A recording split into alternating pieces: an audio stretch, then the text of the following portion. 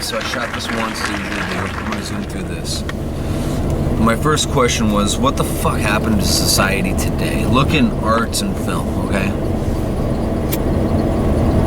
50 years ago, you have stupid films like Night of the Living Dead, right? Well, all these people stuck together and worked as a cooperative. They weren't trying to kill each other.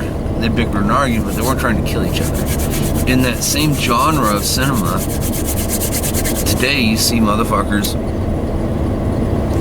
they're more dangerous to the group of people they're with than the evil that's out there. You know, George Romero observed the society around him and wrote a script around that. What if? We have these new writers that wrote a script around society and said, what if? The days of the outlaw, the Wild West outlaw, are over. I mean, apparently they're coming back. You have insanity across the globe. But everybody wants to be that outlaw, that Wild West outlaw. And here's the problem. It's a detriment to society as a whole. If we don't work as a group, as a collective, we're fucked. We got things like religion, politics, and race dividing us. And race is always the one that puzzled me. We're all human. We're all human race. If we weren't of the same race, we wouldn't be able to intermingle. So that's a non-issue in my book. Religion's responsible for more slaughter across the globe in the last 2,000 years than any other given fucking case. Have your faith. I'm not saying anything about faith. I'm saying about religion. I don't understand society today. I don't fit in. I'm just going to stay and hide in my little hole and work on life-size Hot Wheels. Back to the shop. You know, I've got a lot of growth personally I've done. My health is better. My body feels right and well. I've put my thumb down on the guys that are working under me, and I'm looking through a different lens. Up to this point, I've really had an expensive hobby, and that was it. No capital gains whatsoever. Loss after loss after loss. Just bad management, bad ideas, bad plans, poor motivation. It all stacks up to the same end result. Loss of control.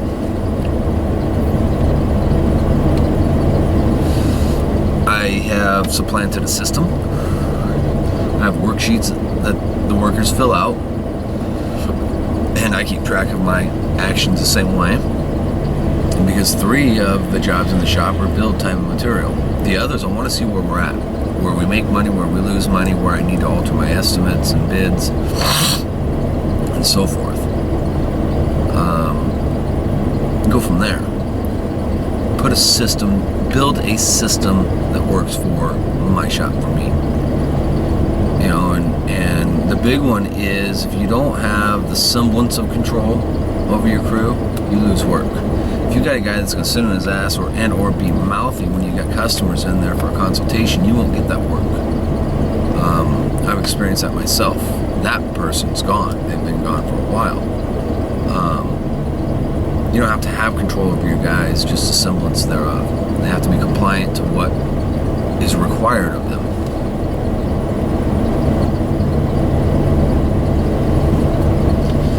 And then from there, it's your responsibility as a shop owner who works the floor. You get deposited in, you get the materials that will get you to the next payout for the job. You pay the overhead and set aside the money for the overhead that will get you to the next payout of the job. And then you go, if it's a month from now when I'm going to get paid out again, if it's a month from now and I've got this much money left, you divide that money out over X amount of weeks, and that's what you work the guys, and you fill up the void. And that's how a startup from nothing gains a little legitimacy, and you start getting somewhere fiscally, financially. You get to a point you're cash flowing.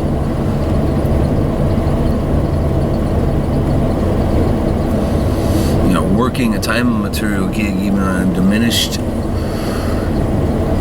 shop rate, because you can't lose. You're billing time and materials. You're billing everything you do. It's not it's going to cost you this much, and you hope you can come in under that. You can rack up, if you get 3-4 guys on the floor banging away on one project, you can rack up $1,000 a day in billing.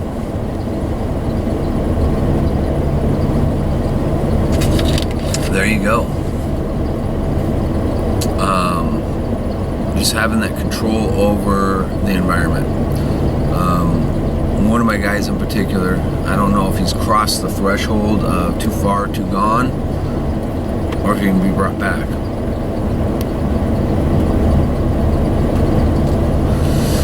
If you're foolish enough as a manager to let things get out of hand, you have two choices. You clap the irons on and really clamp down. And if you do that, you have to lead by example. They have to follow your example, not your words. Or you shit-can everybody and start over.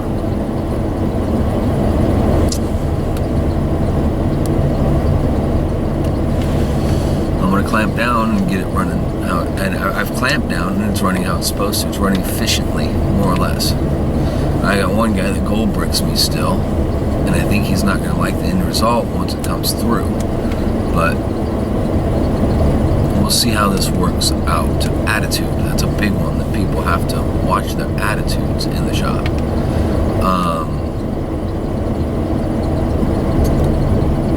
I hate the fact when I gotta tell everybody, oh, it's time to start, let's go. Hey, lunch is over, let's go. I shouldn't have to tell people when they have their work assignment and they know what's going on. I shouldn't have to tell them to get their asses up and get to work. That part bugs me. I've spent a lot of time in the last 2 weeks organizing the shop, purpose building fixtures and tool assortments and whatnot. For purpose. I've got an old toolbox I put wheels on. I'm going to put a caddy on the side for a small propane tank, and that's my lead work and the propane torch and all that done. I got the mud trolleys. I've got benches that I've built. I'm organizing the effects of the shop. And at night, I make them roll everything up, the cords, the hoses, put all the tools away, and that costs me an hour a day, paperwork and clean up and roll up. An hour a day, which I happily pay. I would rather pay an hour a day to roll everything up, and then an hour in the morning to roll everything out. Between the two helpers I've got, it takes a half hour to do all that. It takes about a half hour per person to roll up the mess, clean up the mess they made, do their paperwork, and roll out the mess that they need the next day. Because leaving tools where they fucking lay is not an acceptable solution anymore.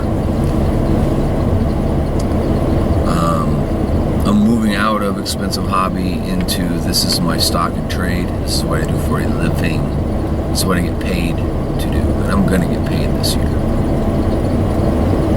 So that's that. That's kind of the 101. I've been treading along on a shoestring for 4 years. I'm done with that. I spent the last 4 months in very introspective, self-examining mode and looking around, watching, asking questions, reading articles, anything I can.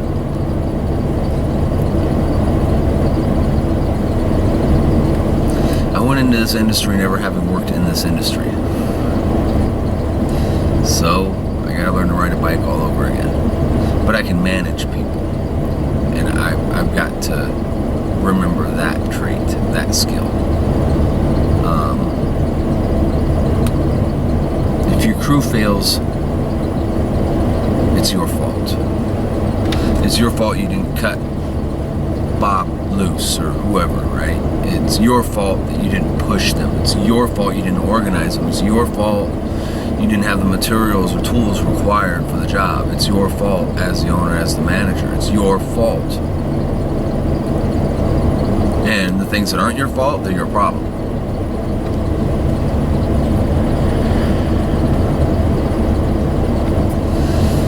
I've seen a major production leap in the last few weeks, even working my crew diminished hours. They're working 10 to 15 hours a week, and I pull up drag. I do the rest. Because that's what the operating cash allows right now. They've gotten a lot more shit done. My expectations are higher. My quality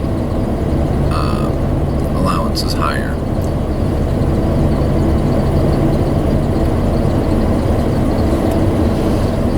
One guy's happy as a pig in shit, the other guy's pissed off at me. And again, you have to know when to cut them loose. So we're getting to a position there with one of the helpers that may happen. I've got a replacement. I got 2 replacements lined up. One shows up here and again to help out, working very reasonably because he doesn't know the trade, but he knows how to work. He knows how to organize. He knows how to operate under pressure. The other one, he came up in this trade. He grew up in this trade, a young man.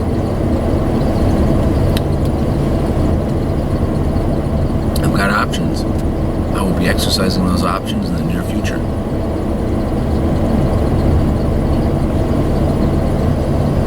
So we're going to go from there, people. I'm going to let you go. I'm out of here. Adios. Have a great weekend. Gather your blessings up around you and love every one of them. I'm going to go fill up the old truck with petrol, fill up my coffee cup, and grab smokes for the day. And then I'm splitting wood in sub-freezing temperatures. Because we need wood. I fucked up. Right there. Be able to admit you fucked up. My last thought for the day. People can change, people can evolve, and people can grow. Now you see these stupid little lists on the old interwebs of narcissist, sociopath, and this and that, are you this, are you that? I'll tell you what, I run down the list of what supposedly are the traits of a narcissist, which is a very dangerous individual to any group, especially in a leadership situation. At one point, out of 14 bullet points that were on this list, I could solidly say I was 12 of those traits. There's nothing but destruction and woe for someone that's aligned in such a fashion. And now I don't categorically fall under any of the traits.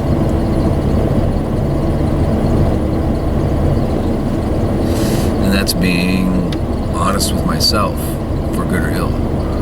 I've grown. It's a good thing. Grow, learn, be compassionate. Our purpose in this life is to find happiness wherever that may be. Everything else is just a mechanism to get there.